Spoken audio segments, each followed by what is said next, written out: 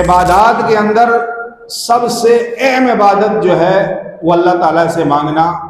یہ دعا ہے۔ رسول کریم صلی اللہ علیہ وآلہ وسلم کس قدر دعاؤں کا اہتمام کرتے ہیں کہ اللہ کے نبی صلی اللہ علیہ وآلہ وسلم نے اپنی امت کو وہ دعائیں سکھلائی ہیں کہ گویا اس کی پوری زندگی دعاؤں سے عبارت ہے۔ رسول اللہ صلی اللہ علیہ وآلہ وسلم نے فرمایا 3 قسم کی دعائیں ایسی ہیں جو کہ قبول ہوتی ہیں اور ان کی قبولیت میں کوئی شک نہیں ہے۔ اگر دنیا میں نجات چاہتے ہو، مسائل سے نکلنا چاہتے ہو، پریشانیوں کا حل چاہتے ہو، دکھوں کا مداوع چاہتے ہو، والدین کی خدمت کرو۔ والدین کی خدمت کے نتیجے میں پھر آپ کی دعائیں بھی قبول ہوں گی اور مصیبتیں بھی دور ہوں گی۔ وَأَشْهَدُ أَن لَّا إِلَٰهَ إِلَّا اللَّهُ وَحْدَهُ لَا شَرِيكَ لَهُ وَأَشْهَدُ أَنَّ مُحَمَّدًا عَبْدُهُ وَرَسُولُهُ يَا أَيُّهَا الَّذِينَ آمَنُوا اتَّقُوا اللَّهَ حَقَّ تُقَاتِهِ وَلَا تَمُوتُنَّ إِلَّا وَأَنتُم مُّسْلِمُونَ يَا أَيُّهَا النَّاسُ اتَّقُوا رَبَّكُمُ الَّذِي خَلَقَكُم مِّن نَّفْسٍ وَاحِدَةٍ وَخَلَقَ مِنْهَا زَوْجَهَا وَبَثَّ مِنْهُمَا رِجَالًا كَثِيرًا وَنِسَاءً وَاتَّقُوا اللَّهَ الَّذِي تَسَاءَلُونَ بِهِ وَالْأَرْحَامَ إِنَّ اللَّهَ كَانَ عَلَيْكُمْ رَقِيبًا يَا أَيُّهَا الَّذِينَ آمَنُوا اتَّقُوا اللَّهَ وَقُولُوا قَوْلًا سَدِيدًا يُصْلِحْ لَكُمْ أَعْمَالَكُمْ وَيَغْفِرْ لَكُمْ ذُنُوبَكُمْ وَمَن يُطِعِ اللَّهَ وَرَسُولَهُ فَقَدْ فَازَ فَوْزًا عَظِيمًا أَمَّا بَعْدُ فَإِنَّ خَيْرَ الْحَدِيثِ كِتَابُ اللَّهِ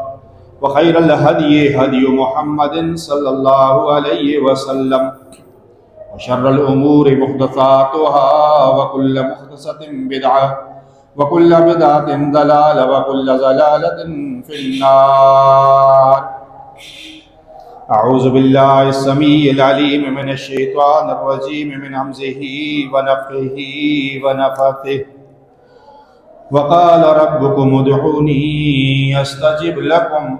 ان الذين يستكبرون عن عبادتي سيدخلون جهنم داخرين۔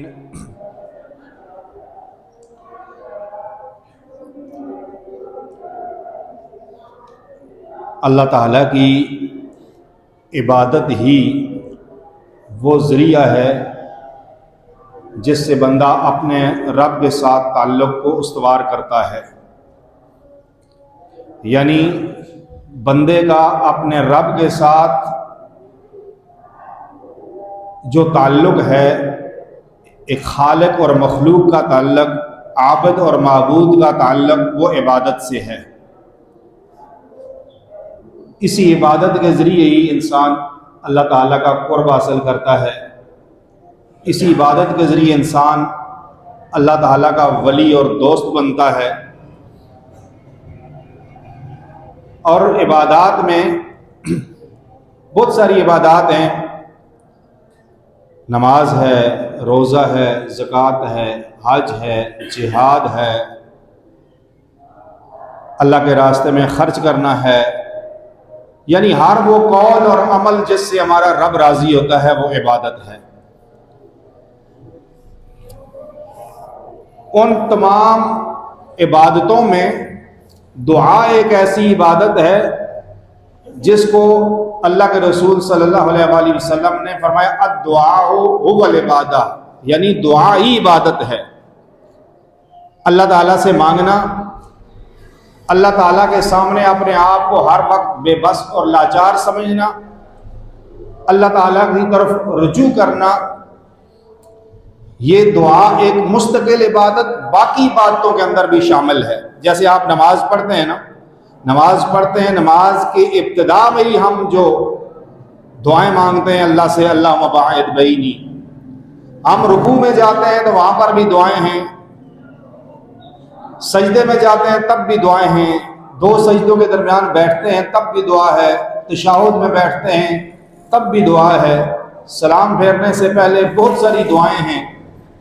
سلام پھیرتے ہیں تو اس کے بعد مختلف اذکار کی شکل میں دعائیں ہیں. یعنی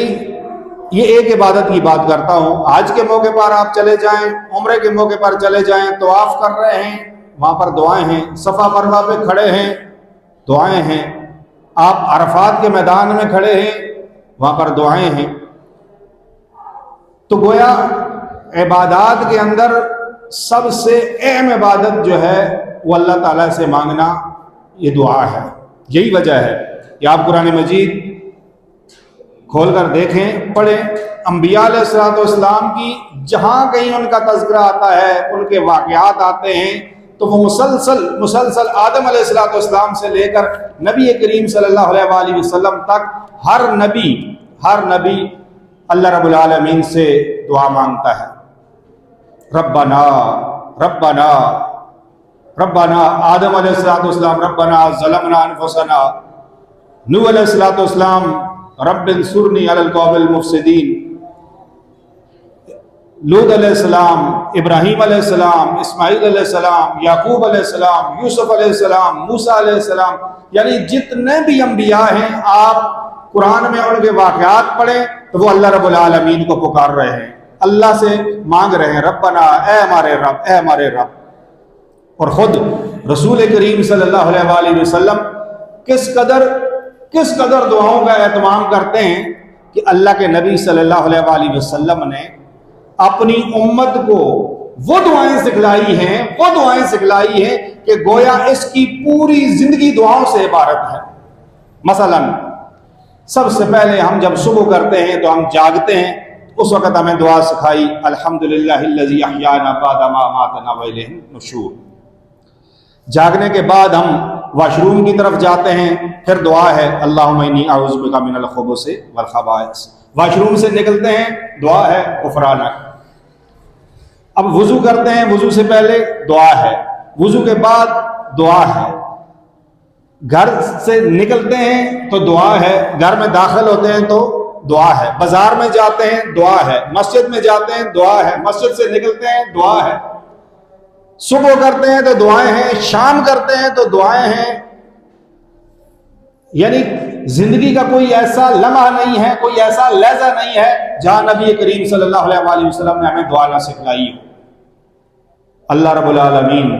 رحم فرمائے، اللہ جزائے خیر دے امت کے ان علماء کو جنہوں نے نبی کریم صلی اللہ علیہ وآلہ وسلم کی زندگی سے یہ ساری دعائیں جمع کر کے، اکٹھی کر کے پوری کتاب لکھ دی ہے. جیسا کہ چھوٹی سی کتاب آپ حصن المسلم، جو کہ مسنون دعاؤں کی وہ کتاب ہے جس میں ساری صحیح حدیث سے ثابت دعائیں موجود ہیں، اور یہ ہر مسلمان کے جیب میں ہونی چاہیے کہ اسے یاد کرنی چاہیے یہ ساری دعائیں، کہ ہر لمحے، ہر لحظے زندگی کی ہر موڑ کے لیے اس کے اندر دعا موجود ہے. اس سے یہ ثابت ہوتا ہے کہ ہم سب اللہ کے محتاج ہیں، اور نبی کریم صلی اللہ علیہ وآلہ وسلم نے امت کو یہی سکھلایا ہے کہ ہر موقع پر اپنے رب سے مانگنا ہے، ہر موقع پر. اور نبی کریم صلی اللہ علیہ وآلہ وسلم کس طرح مانگتے تھے؟ اللہ اکبر. ہر نبی نے اللہ رب العالمین سے مانگا ہے، لیکن نبی کریم صلی اللہ علیہ وآلہ وسلم کیسے مانگتے تھے؟ بدر کا موقع ہے، ایک 313 کے مقابلے میں اتنا بڑا لشکر ہے، سارے ساز و سامان کے ساتھ اور اسباب کے ساتھ آیا ہے، اور ان کے مقابلے میں بے سر و سامان ایک مختصر سی جماعت ہے. اللہ کے نبی صلی اللہ علیہ وآلہ وسلم کی زندگی کا کل سرمایہ سارے صحابہ کو لے کر نکلے ہوئے ہیں، اور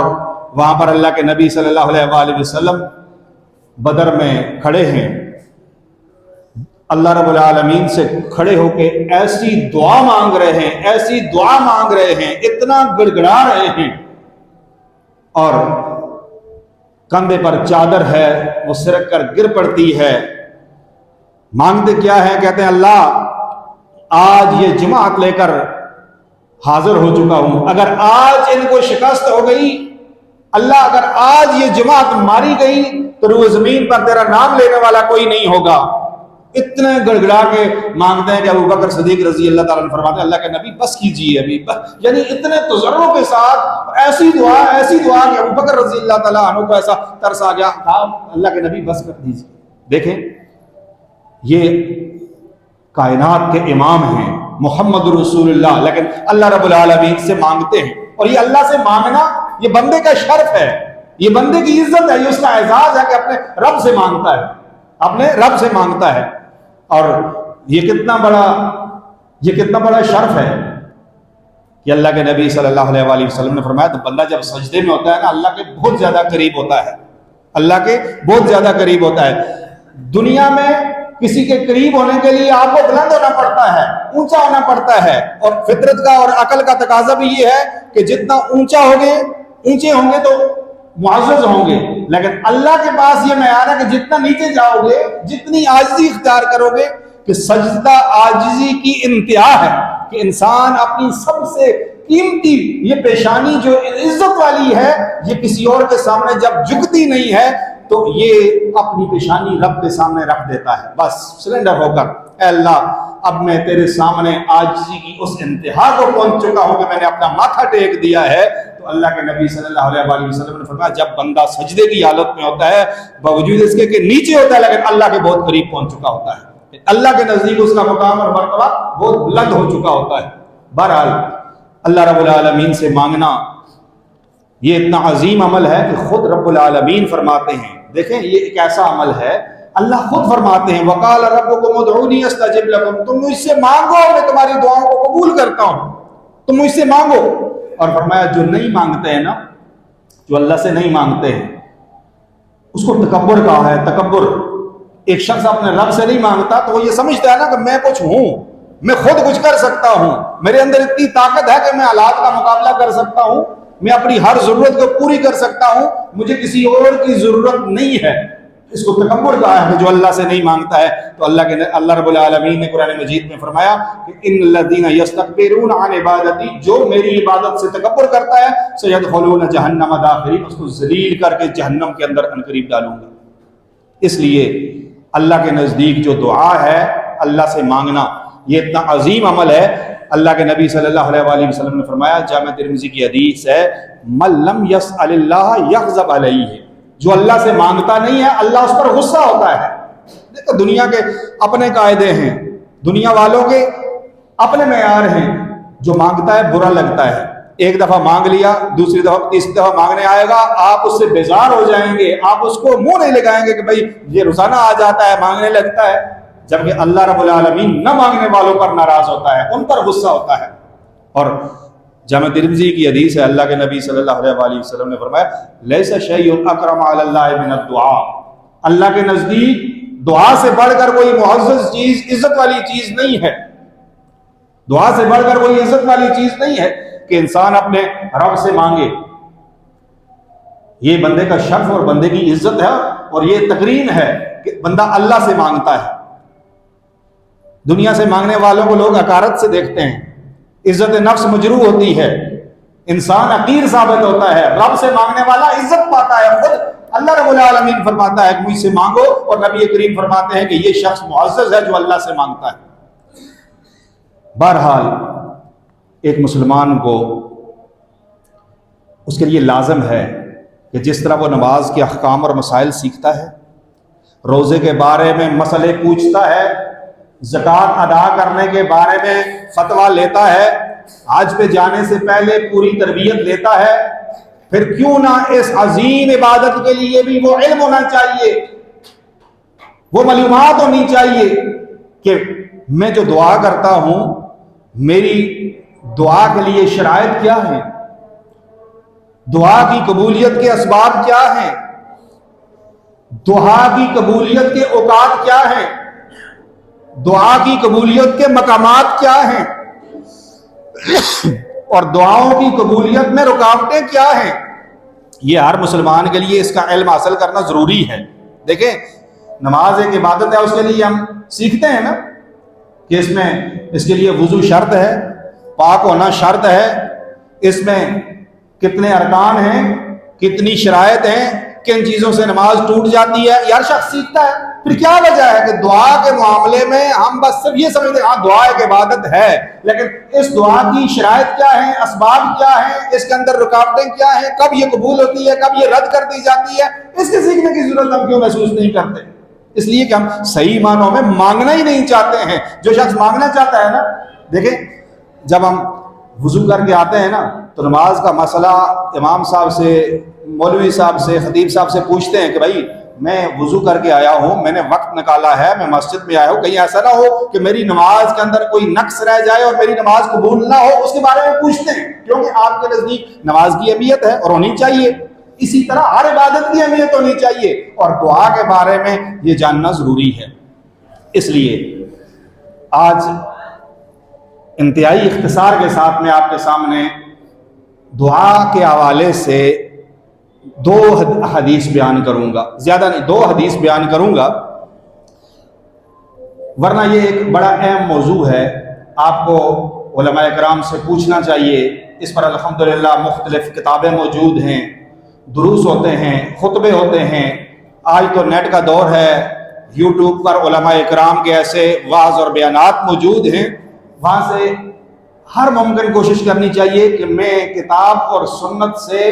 اس دعا جیسی عظیم عبادت کے بارے میں ایسا علم حاصل کروں تاکہ میں اس کو کماتا ہوا ادا کر سکوں، اور میرے یہ مسائل، میری یہ پریشانیاں، میری یہ ضرورتیں، میری یہ حاجتیں پوری ہو جائیں۔ وجہ یہ ہے، یہ علم نہ ہونے کی وجہ سے میں بڑی اہم بات کرنے لگا ہوں، وجہ یہ ہے کہ دعا کے بارے میں صحیح علم نہ ہونے کی وجہ سے لوگ اپنے رب سے مایوس ہو جاتے ہیں، لوگ اپنے رب سے مایوس ہو جاتے ہیں،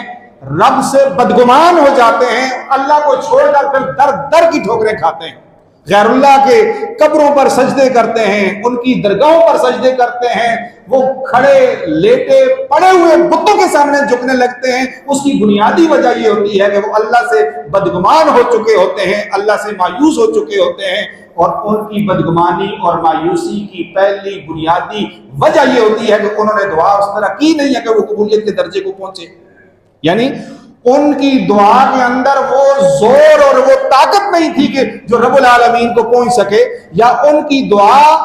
اور اللہ کے درمیان ایسی دیوار ہے، ایسی رکاوٹ کھڑی کر چکے ہیں اپنے ہاتھوں سے کہ وہ دعا آگے جاتی نہیں ہے۔ جب وہ دعا قبول نہیں ہوتی ہے تو بندہ سمجھتا ہے اللہ بھی میری نہیں سنتا ہے،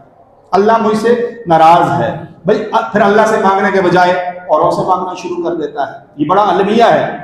اس امت میں جو شرک کا یہ چور دروازہ کھلا ہے، اس کے اسباب میں سے ایک سبب یہ ہے کہ جب بندہ اپنے رب سے مایوس ہو جاتا ہے، اپنے رب پر بدگمان ہو جاتا ہے، پھر اللہ کو چھوڑ کر اوروں کے پیچھے لگ جاتا ہے۔ بہرحال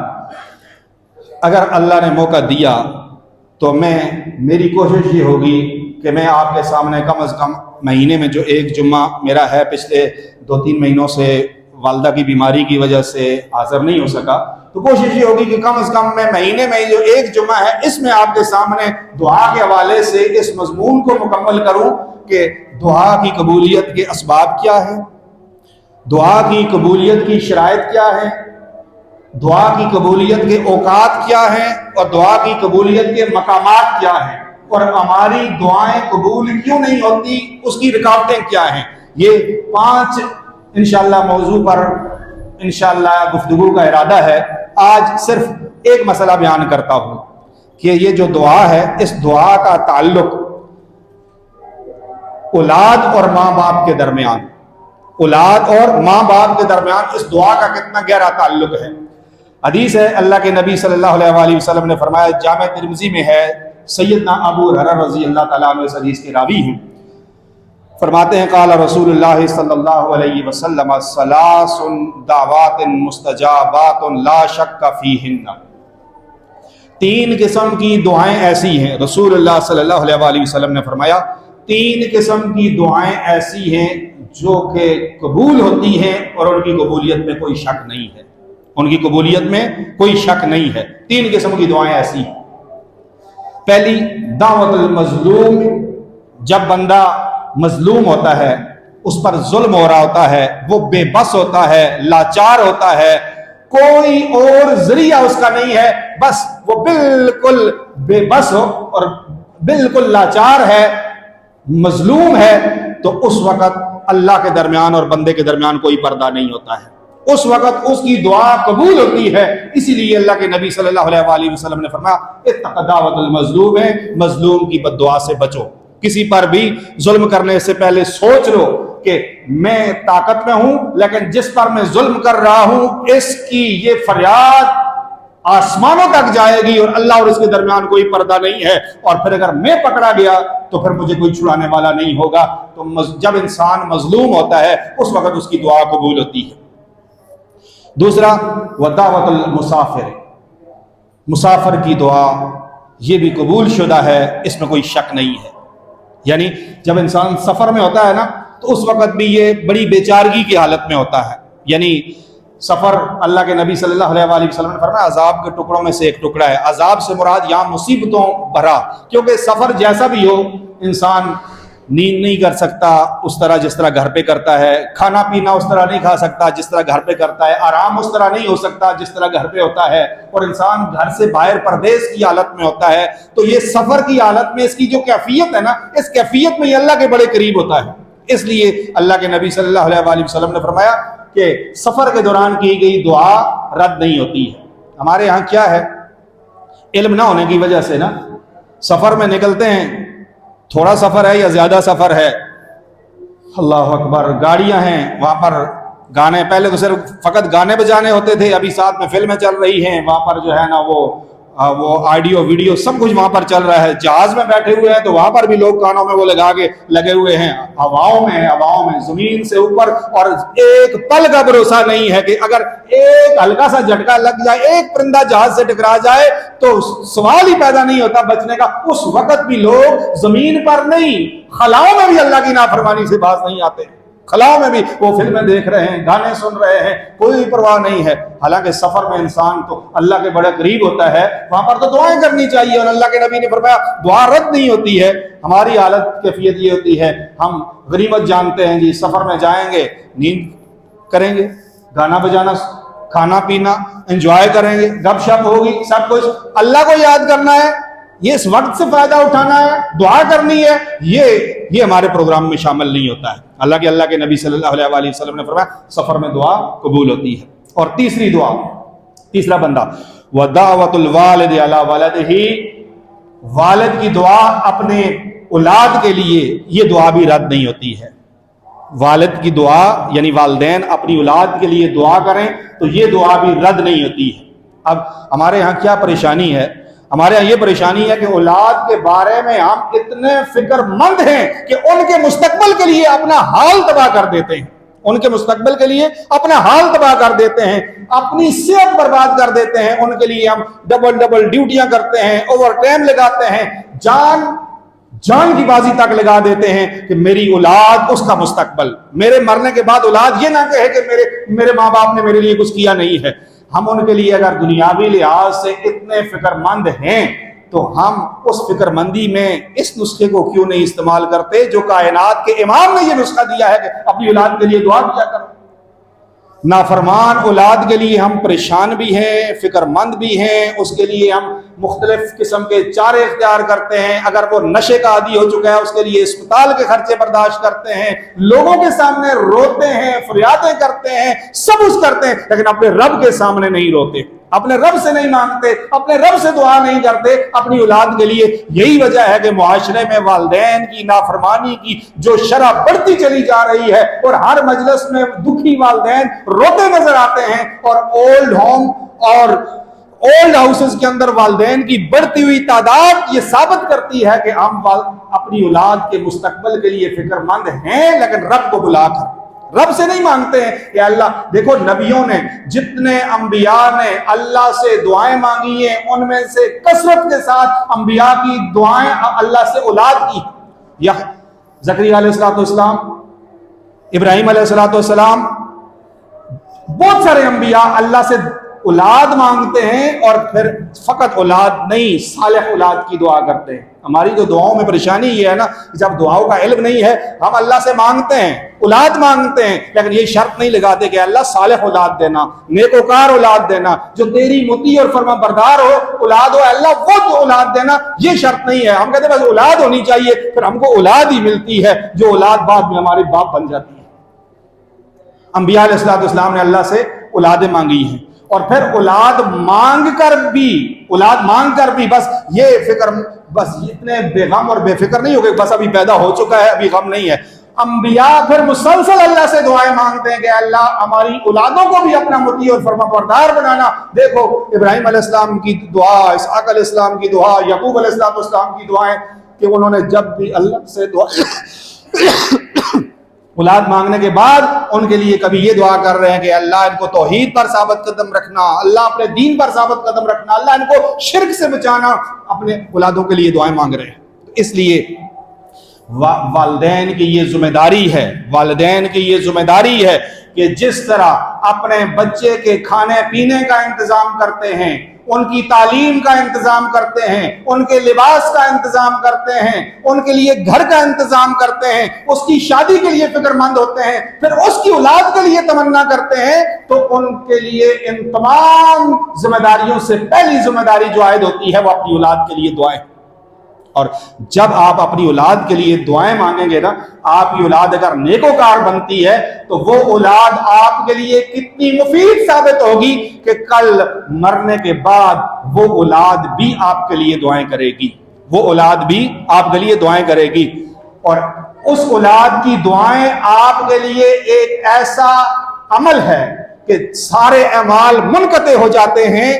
سوائے 3 اعمال کے، ان میں سے ایک عمل وَوَلَدٌ صَالِحٌ يَدْعُو لَهُ،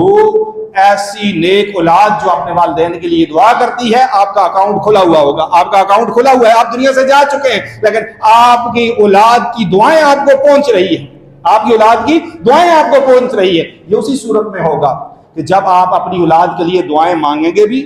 دین پر ان کی تربیت کریں گے، پھر اس کے نتیجے میں وہ اولاد بھی آپ کے لیے دعائیں کرے گی۔ اور اولاد کی دعائیں کس طرح آپ کو فائدہ دیں گی، کس طرح؟ صحیح ابن ماجہ میں حدیث ہے، اللہ کے رسول صلی اللہ علیہ وسلم نے فرمایا ان الرجل لا ترفع درجته في الجنة فيقول ان هذا فيقال باستغفار ولدك لك۔ اللہ کے نبی صلی اللہ علیہ وسلم نے فرمایا کہ بندے کا جنت میں ایک درجہ بلند ہو جاتا ہے تو وہ کہتا ہے یہ کیسے ہو گیا، میں تو دنیا سے آ گیا، میں نے جو اعمال کرنے تھے کر لیے، اب تو میں جنت میں ہوں، یہ میرا درجہ کیسے بلند ہو گیا، مجھے یہ عزت کیسے مل گئی؟ اسے بتایا جاتا ہے کہ تیری اولاد کے استغفار کی وجہ سے، تیری اولاد نے تیرے لیے استغفار کیا ہے، تیرے لیے دعا مانگی ہے، تو اس کی وجہ سے تیرے درجات بلند ہو گئے۔ تو گویا جب آپ اولاد کے لیے دعائیں مانگیں گے تو اس کے نتیجے میں یہ نیکوکار اولاد آپ کو جب دعاؤں کی ضرورت ہوگی تو آپ کے لیے دعائیں مانگیں گے، تو آپ کا اکاؤنٹ کھلا رہے گا اور آپ کو مسلسل اس کا اجر و ثواب ملتا رہے گا، اور جنت میں اللہ ہم سب کو لے جائے تو وہاں پر درجات کی بلندی کا سبب بنے گا۔ اللہ سے دعا ہے رب العالمین ہمیں وہ نیک صالح اولادیں عطا فرمائے، اور اللہ ہمیں ان کے لیے دعا کرنے کی توفیق عطا فرمائے، اور اللہ ہماری اولادوں کو یہ توفیق بخشے کہ وہ ہمارے لیے دعائیں کریں۔ سبحانک اللہم و بحمدک اشہد ان لا الہ الا انت استغفرک و اتوب الیک۔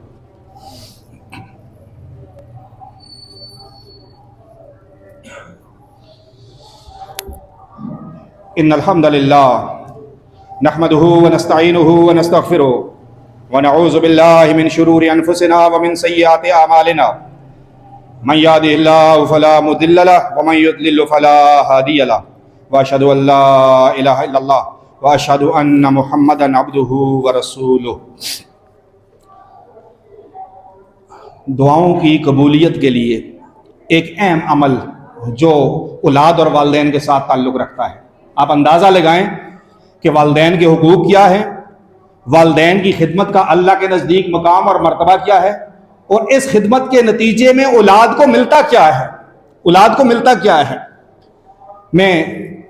ایک مختصر واقعہ آپ کے سامنے بیان کرتا ہوں اور بات کو ختم کرتا ہوں۔ اللہ کے نبی صلی اللہ علیہ وسلم نے فرمایا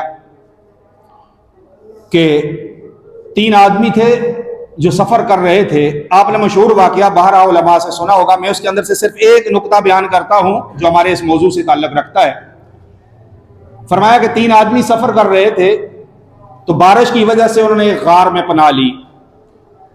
جو ہی وہ غار کے اندر داخل ہوئے تو ایک بڑی چٹان وہ لڑکتے ہوئے آئی اور غار کے منہ پر آ کر گر گئی اور بالکل غار کے اندر وہ بند ہو گئے، اور چٹان ایسی ہے کہ اسے وہاں سے ہٹانا کسی کے بس کی بات نہیں ہے۔ وہ اندر سے کسی کو آواز بھی نہیں دے سکتے، موبائل فون کا زمانہ نہیں تھا، وہ اندر ہیں۔ اب انہیں یہ یقین ہو چکا ہے کہ نہ یہاں سے ہم کسی کو پکار سکتے ہیں، نہ کوئی ہماری مدد کو آ سکتا ہے، نہ ہم اس چٹان کو ہٹا سکتے ہیں، بس ابھی یہاں پر ہی مرنا ہے۔ وہ موت کے انتظار میں وہاں بیٹھے ہیں۔ تو تینوں نے کہا کہ چلو ایسا کرتے ہیں، آج ہم اللہ رب العالمین کے سامنے اپنے ان چوٹی کے اعمال کو پیش کرتے ہیں، چوٹی کے اعمال جو ہم نے خالص اللہ کی رضا کے لیے کیے تھے اور وہ ہماری زندگی میں سب سے اہم اعمال تھے، تو ہم ان کے وسیلے سے اللہ رب العالمین سے دعا مانگتے ہیں۔ یہ مسئلہ بھی یاد ہونا چاہیے کہ اللہ رب العالمین سے نیک اعمال کے وسیلے سے دعا مانگنا یہ شرعاً جائز وسیلہ ہے۔ تو میں ان میں سے صرف ایک آدمی کا ذکر کرتا ہوں کیونکہ وقت ختم ہوا چاہتا ہے۔ ان میں سے ایک شخص یہ کہتا ہے، وہ اپنی دعا کرتا ہے اور چٹان جو ہے وہ تھوڑی سی سرک جاتی ہے، تو ان کو باہر سے کچھ روشنی آنے لگتی ہے، اور دوسرا بھی دعا کرتا ہے تو تھوڑی سی چٹان جو ہے وہ اور آ جاتی ہے لیکن نکلنے کا راستہ نہیں رہتا ہے۔ جب تیسرا دعا کرتا ہے تو چٹان بالکل غار کے منہ سے ہٹ جاتی ہے اور وہ بالکل باہر نکل آتے ہیں۔ ایک حدیث میں یہ الفاظ ہے کہ وہ چٹان ٹوٹ جاتی ہے اور ٹکڑے ٹکڑے ہو جاتی ہے۔ آپ اندازہ لگاؤ نا کہ انہوں نے جو دعا کی ہے اس دعا کے اندر کتنی طاقت تھی، کتنی قوت تھی کہ اس نے چٹان کو ٹکڑے ٹکڑے کر دیا، یا چٹان کو اپنی جگہ سے اتنی بھاری چٹان کو ہٹا دیا۔ اس دعا کے اندر کوئی طاقت تھی نا، کوئی زور اور قوت تھی نا۔ اس دعا کے اندر ان اعمال کا وسیلہ پیش کیا گیا تو گویا وہ اعمال اتنے اللہ کے نزدیک محبوب تھے کہ اس کے نتیجے میں انہیں نجات مل گئی۔ ان میں سے ایک شخص جس نے یہ دعا کی تھی، اے اللہ تو جانتا ہے میں بکریاں چرایا کرتا تھا، اور میں جب بھی بکریاں چرا کے واپس آتا، میرے بوڑھے والدین تھے، میں آ کر ان کو پہنچتے ہی ان کو بکریوں کا دودھ نکال کر ان کو پیش کرتا، وہ دودھ پیتے اور پھر اس کے بعد میں اپنے بچوں کو دودھ دیا کرتا تھا۔ یہی میری زندگی کی روٹین تھی کہ میں اپنے والدین کی خدمت کرتا اور اپنی اولاد پر ان کو مقدم رکھتا۔ ایک دن میں آیا، میں بکریاں چراتے چراتے کہیں دور نکل گیا، جب واپس آیا تو دیر ہو چکی تھی، میرے والدین سو چکے تھے۔ آ جائیں اندر، آ جائیں، بیٹھ جائیں، جگہ بن جائے گی انشاءاللہ۔ تو میرے والدین سو چکے تھے۔ اب میں جب پہنچا تو میں ان کے قدموں کے پاس کھڑا ہو گیا۔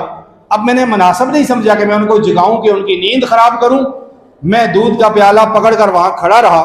میرے بچے بھوکے تھے جو کہ بھوک سے بلک رہے تھے اور میرے ٹانگوں کے ساتھ لپٹ رہے تھے، لیکن میں نے کہا نہیں، میں پہلے اپنے والدین کو یہ دودھ پلاؤں گا۔ میں اسی انتظار میں رہا یہاں تک کہ صبح ہو گئی، اور میں نے پہلے اپنے والدین کو دودھ پلایا اور اس کے بعد میں نے اپنے بچوں کو دودھ پلایا۔ اے اللہ، اگر یہ عمل خالص تیری رضا کے لیے تھا، رب العالمین تو ہمیں اس مصیبت سے نجات دے دے۔ تو ان 3 آدمیوں میں سے ایک دعا کرنے والا یہ شخص تھا۔ اس کی دعا کے نتیجے میں اللہ رب العالمین نے اس چٹان کو ہٹایا اور ان کی نجات کا ذریعہ بن گیا۔ میرے بھائیوں، اس واقعے سے بہت سارے اسباق ملتے ہیں، ان میں سے ایک سبق یہ ملتا ہے کہ اگر آپ کے اندر دنیا میں سارے راستے بند ہو چکے ہیں، سارے دروازے بند ہو چکے ہیں، مصیبتوں پریشانیوں میں اس قدر گھر چکے ہیں کہ آپ کو نکلنے کا کوئی راستہ نظر نہیں آتا ہے، تو دیکھو والدین کی خدمت کتنا عظیم عمل ہے کہ اس نے دعا کے اندر وہ قوت اور جان پیدا کر دی ہے کہ اتنی مشکل مقام سے کس طرح اللہ نے ان کو نجات دے دی۔ اگر دنیا میں نجات چاہتے ہو، مسائل سے نکلنا چاہتے ہو، پریشانیوں کا حل چاہتے ہو، دکھوں کا مداوع چاہتے ہو، والدین کی خدمت کرو۔ والدین کی خدمت کے نتیجے میں پھر آپ کی دعائیں بھی قبول ہوں گی اور مصیبتیں بھی دور ہوں گی۔ اور دوسرا واقعہ اختصار کے ساتھ بیان کر کے بات ختم۔ دوسرا واقعہ سیدنا اویس کرنی، یمن کے رہنے والے، یہ وہ شخص ہیں کہ ان تک نبی کریم صلی اللہ علیہ وآلہ وسلم کی بعثت کی خبر پہنچی۔ قرب و جوار سے صحابہ اکرام اللہ کے نبی صلی اللہ علیہ وآلہ وسلم کے پاس حاضری دیتے، بیعت کرتے، اسلام قبول کرتے اور اپنے اپنے علاقوں میں چلے جاتے. لیکن اویس قرنی وہ اس وجہ سے نہیں آ سکے کہ ان کی بوڑھی والدہ بیمار تھی اور ان کی کوئی خدمت کرنے والا نہیں تھا، اور یہ اپنے والدہ کے اکلوتے تھے. اس وجہ سے وہ رسول اللہ صلی اللہ علیہ وآلہ وسلم کی خدمت میں حاضر نہ ہو سکے. یمن کے قبیلہ قرن سے تعلق رکھنے والے یہ اویس قرنی، ان کے بارے میں اللہ کے نبی صلی اللہ علیہ وآلہ وسلم نے فرمایا عمر یمن سے تعلق رکھنے والا قرن قبیلے کا اویس، اس سے اگر تیری ملاقات ہو جائے تو اس سے اپنے لیے دعا کروانا، اس سے اپنے لیے دعا کروانا، اس لیے کہ وہ والدہ کی خدمت کی وجہ سے میری ملاقات کے لیے نہیں آ سکا، میری ملاقات کے لیے نہیں آ سکا. دیکھیں نبی کریم صلی اللہ علیہ وآلہ وسلم کوئی گلہ نہیں ہے، کوئی شکوہ نہیں ہے کہ سارے لوگ مجھے ملنے کے لیے آئے، صحابی ہونے کا شرف پا کے گئے اور صحابیت کے درجے پر فائز ہو گئے، اویس کیوں نہیں آیا؟ میں تو اس کی ماں سے زیادہ اس لائق ہوں کہ وہ میری ملاقات کے لیے. نہیں، والدہ کی خدمت کو نبی کریم صلی اللہ علیہ وآلہ وسلم نے اپنی ملاقات پر فوقیت دی ہے اور فرمایا کہ وہ اویس جب تیرے پاس آ جائے تو اس سے دعا کروانا، اس سے دعا کروانا. امیر المومنین عمر ابن خطاب رضی اللہ تعالیٰ عنہ جب حج کا موقع آیا تو وہ ڈھونڈنے لگے، یمن سے لوگ آ رہے ہیں، لوگوں سے ان قافلوں میں پوچھتے ہیں یہاں اویس نامی قرن قبیلے کا کوئی بندہ ہے نہیں ہے. ڈھونڈتے ڈھونڈتے عرفات میں ان کی ملاقات ہو جاتی ہے، قافلے میں وہ آتے ہیں تو ان کو پوچھتے ہیں کہ آپ ہیں اویس؟ انہوں نے کہا ہاں جی. کہا کہ ہمارے لیے دعا کر لیجئے، ہمارے لیے دعا کر لیجئے. کون کہہ رہا ہے؟ عمر ابن خطاب کہہ رہا ہے. وہ عمر ابن خطاب جس کو اللہ کے نبی نے ایک بار نہیں کئی بار جنت کی بشارت دی ہے، اور وہ عمر ابن خطاب کہ جس کے بارے میں اللہ کے نبی صلی اللہ علیہ وآلہ وسلم نے فرمایا اگر میرے بعد کوئی نبی ہوتا تو عمر ابن خطاب ہوتا. وہ عمر ابن خطاب کہتا ہے میرے لیے دعا کریں. وہ کہتے ہیں میرے ساتھ مذاق نہیں کریں، میں ایک کمزور سا انسان ہوں، ضعیف انسان ہوں، آپ امیر المومنین ہیں، آپ صحابی رسول ہیں، میں آپ کے لیے دعا کروں. کہا نہیں، مجھے رسول اللہ صلی اللہ علیہ وآلہ وسلم نے حکم دیا. وہ ان کے لیے دعائیں کرتے ہیں، وہ ان کے لیے دعائیں کرتے ہیں. اس واقعے سے یہ سبق ملتا ہے